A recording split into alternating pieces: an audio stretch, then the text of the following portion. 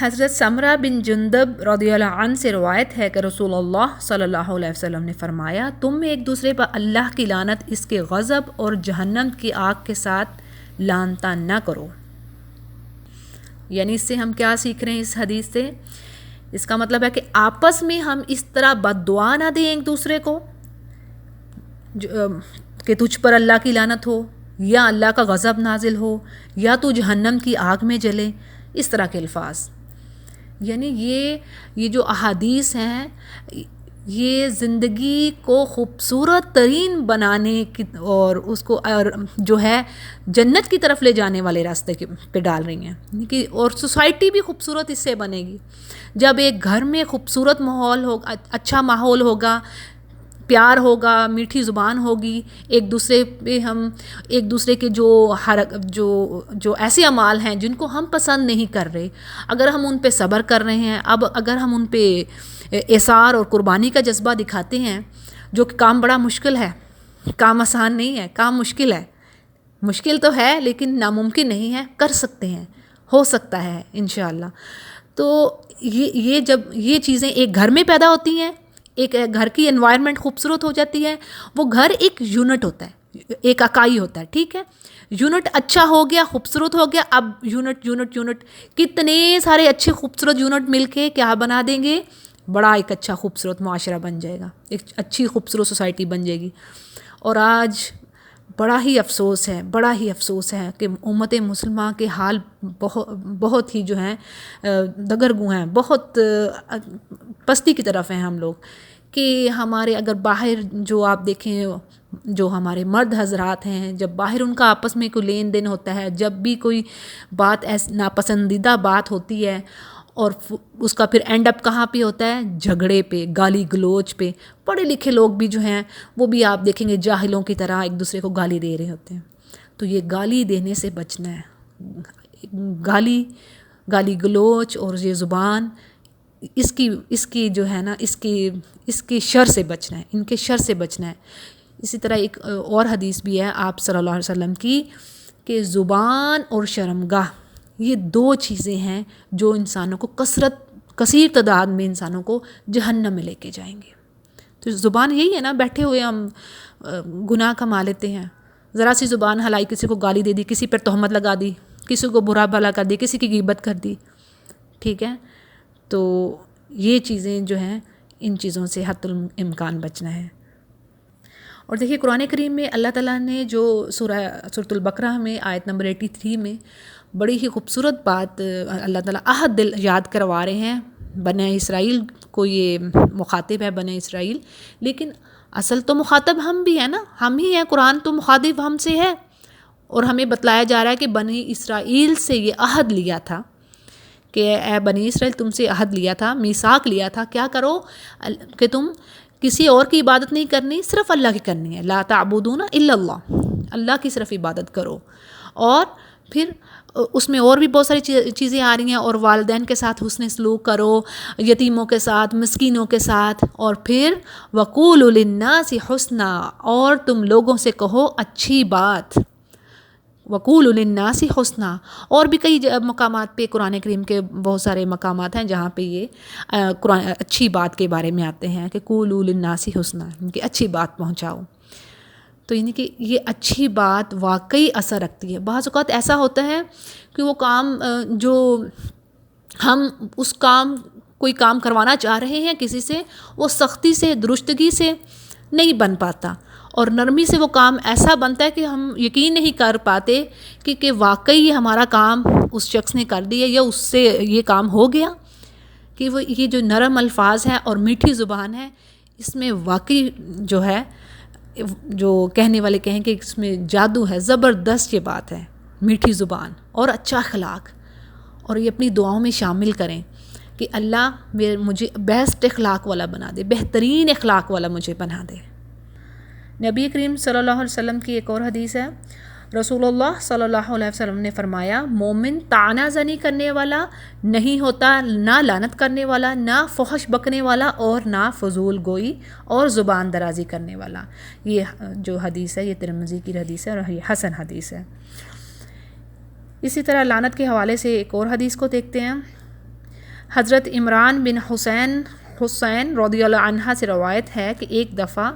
رسول اللہ صلی اللہ علیہ وسلم اپنے کسی سفر پہ تھے اور ایک انصاری عورت اونٹنی پر سوار اونٹنی سے تنگ دل ہو گئی تھی. اس نے اس پر لعنت کی. رسول اللہ صلی اللہ علیہ وسلم نے فرمایا، اسے سنو تو فرمایا، اس اونٹنی پر جو سامان لدا ہوا ہے وہ اتار لو اور اسے چھوڑ دو،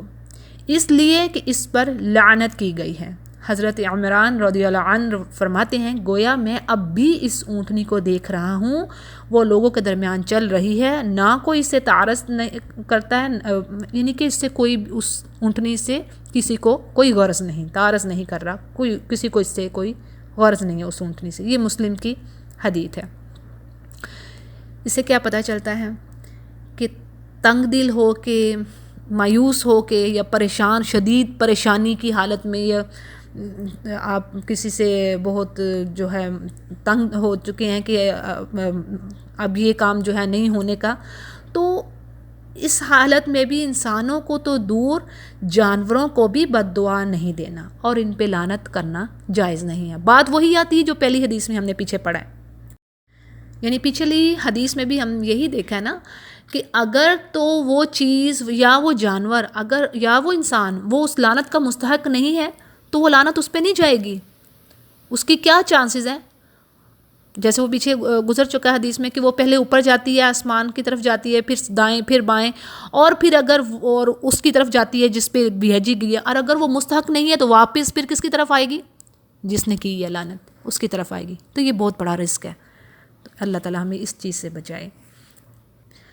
اسی طرح گالی دینے کے بارے میں نبی کریم صلی اللہ علیہ وسلم کی حدیث ہے. حضرت ابن مسعود رضی اللہ عنہ سے روایت ہے کہ رسول اللہ صلی اللہ علیہ وسلم نے فرمایا، مسلمان کو گالی دینا فسق، اللہ کی حکم عدولی ہے، اور اس کو قتل کرنا کفر ہے. یہ مسلمان کی بات ہو رہی ہے کہ ایک مسلمان دوسرے مسلمان کو گالی دیتا ہے تو وہ کیا ہے؟ وہ فسق، وہ یہ فاسقوں والی حرکت ہے، اور اس کو قتل کرنا کفر ہے. یہ بخاری اور مسلم کی حدیث ہے. اچھا، اس حدیث سے ہم کیا سیکھ رہے ہیں کہ مومن کے قتل کو نبی کریم صلی اللہ علیہ وسلم نے کفر کے برابر قرار دے دیا. یعنی کہ اس کو اتنا بڑا جرم قرار دیا. اس کی کیا وجہ ہے؟ اس کی وجہ حرمت. جیسے ہم نبی کریم صلی اللہ علیہ وسلم کے جو خطبہ ہے، حجۃ الوداع کا جو خطبہ ہم دیکھتے ہیں، الوداعی خطبہ جو ہے، اس میں آپ صلی اللہ علیہ وسلم نے کیا فرمایا کہ ایک مومن کی جان، مال، عزت دوسرے مومن پہ اسی طرح حرام ہے جس طرح یہ وہ جو ذی الحجہ کا وہ شہر بتایا جا رہا تھا اور بیت اللہ بتایا جا رہا ہے کہ یہ ایک دوسرے پر حرام ہے، اور یہ ان کا عزت اور پاسداری ان پہ واجب ہے. مسلمانوں پہ ایک دوسرے کی عزت اچھالنی نہیں ہے، ایک دوسرے کی مال کی امانت کی امانت داری رکھنی ہے. یعنی یہ چھوٹی چیزیں نہیں ہیں، یہ بہت بڑی چیزیں ہیں، کبیرہ گناہوں میں یہ آ رہی ہیں. تو اس لیے یہ جو بات ہے کہ اس جرم کی شدت جو ہے وہ واضح کرنے چاہ رہے ہیں نبی کریم صلی اللہ علیہ وسلم اس بات کو کہ اس کو قتل کرنا کفر کے برابر ہے. یعنی کہ اس سے جرم کی شدت کا اندازہ انسان کو ہوتا ہے کہ یہ معمولی چیز نہیں ہے. کجائے یہ کہ ہم کسی کو گالی گلوچ دے رہے ہیں یا جھگڑا کر رہے ہیں، یہ ہم امیجن کر سکتے ہیں یہ کیا ہو رہا ہے. اسی طرح ایک اور حدیث ہے، حضرت ابو ذر رضی اللہ عنہ سے روایت ہے کہ انہوں نے رسول اللہ صلی اللہ علیہ وسلم کو فرماتے ہوئے سنا، کوئی شخص کسی دوسرے شخص پر فسق یا کفر کی تہمت نہ لگائے، کیونکہ اگر وہ ایسا نہ ہو تو یہ تہمت اس کی طرف لوٹ آتی ہے. ٹھیک ہے، یہ بخاری کی حدیث ہے. اور اس کی میں آپ کو ڈیٹیل بتا دیتی ہوں کہ کیا ہے. مطلب یہ ہے کہ آج کے دور میں یا کسی بھی دور میں ہم دیکھ رہے ہیں کہ کچھ لوگ اعمال ٹھیک نہیں کر رہے. ہمارے گھروں میں بھی آپ دیکھ لیں، اپنی فیملیز میں بھی آپ دیکھ سکتے ہیں، ہم کہیں بھی کہ نام کو تو وہ مسلمان ہوتے ہیں لیکن اب تو کثرت ہے ویسے بھی، نمازیں ادا نہیں کر رہے ہوتے اور کچھ اعمال صالحہ جو ہیں ان کی پابند نہیں ہوتے. لیکن اس کا مطلب یہ نہیں ہے کہ ہم ان کو بڑے آرام سے بیٹھے بیٹھے ان پر کوئی تہمت لگا دیں، ہم انہیں کوئی فاسق یا منافق یا فاجر اس طرح کا کوئی لقب دے دیں، نہ، ہرگز نہیں، ہم نہیں کسی کو کہہ سکتے۔ کیا پتہ ہے، ہمیں تو اپنا اندر کا نہیں پتہ، وہ تو اللہ جانتا ہے نا، اندر کے حال دلوں کے جو بھید ہیں وہ اللہ کے علاوہ کون جانتا ہے۔ اور پھر پہلی ایک بات تو یہ ہے کہ کیا پتہ ہے وہ شخص، اس شخص کو جو آپ کو ایسا آج نظر آ رہا ہے، ہو سکتا ہے کل کو اللہ تعالیٰ اسے کیسی ہدایت، خوبصورت ہدایت اسے مل جائے اور وہ کتنا مقرب بندہ ہو جائے اللہ کا، یہ کون جانتا ہے۔ تو یہ میں اور آپ فیصلہ نہیں کر سکتے۔ اسی طرح ہمیں اپنا نہیں پتہ کہ آج تو ہم کہاں کھڑے ہیں، آج اگر ہم کوئی نیکیاں کر رہے ہیں، کچھ ایسے اچھے اعمال، پتہ نہیں کل کو کیا، اللہ نہ کرے۔ اسی لیے تو نبی کریم صلی اللہ علیہ وسلم کثرت سے دعا پڑھتے تھے نا، یا مقلب القلوب ثبت قلبی علی دینک، کہ اللہ میرے دل کو اس اپنے دین پہ قائم رکھ۔ ہم نہیں کہہ سکتے کچھ بھی، اسی لیے ہر وقت جو ہے اپنی خیر و عافیت کے لیے، اپنے ایمان کے لیے دعا کرتے رہنا چاہیے، اور کسی پہ انگلی نہیں اٹھانی، بلکہ اگر ایسا کوئی دیکھے تو ان کے لیے ہدایت کی دعا مانگے ہمیشہ، اللہ انہیں ہدایت دے، اللہ ان کو بھی اس طرف لے کے یعنی کہ اتنی وہ خوبصورت یہ جو ایمان کی چاشنی ہوتی ہے انہوں نے اس کو چکھا ہی نہیں ہوتا، تو ان کے لیے بھی ہمیں دعا گو ہونا چاہیے،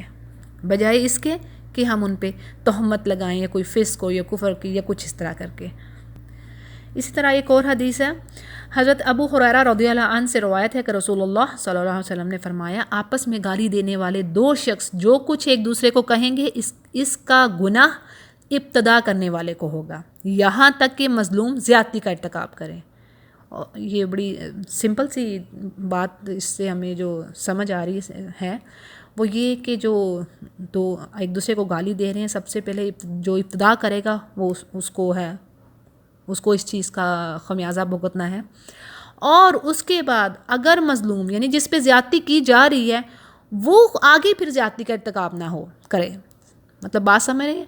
اگرچہ اس پہ زیادتی ہوئی یعنی کہ دوسرا جو ہے اس نے زیادتی کی ہے، لیکن اب وہ اس کی طرف سے معاملے کو زیادہ بڑھوتری نہیں ہونی چاہیے، اب وہ زیادتی نہ کرے جس نے اس پر زیادتی کی، ٹھیک ہے۔ اسی طرح ایک اور حدیث ہے، حضرت ابو ہریرہ رضی اللہ عنہ سے روایت ہے کہ میں نے رسول اللہ صلی اللہ علیہ وسلم کو فرماتے ہوئے سنا، جو شخص اپنے مملوک غلام باندی پر بدکاری کی تہمت لگائے تو قیامت والے دن اس مالک پر حد قائم کی جائے گی، مگر یہ کہ وہ مملوک ایسا ہی ہو جیسا اس نے کہا، پھر مالک پر حد لاگو نہیں ہوگی۔